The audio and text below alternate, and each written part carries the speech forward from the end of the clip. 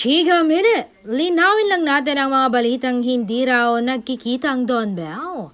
Oy, wag kayo magkasamang dalawa ngayon na may dinner date. Nilutuan nga ni Donnie si Belle ng breakfast. Mga natutunan niya sa Isla Roja at hindi dululo ang kanilang relasyon dahil tunay silang nag-iibigan, mga netizens.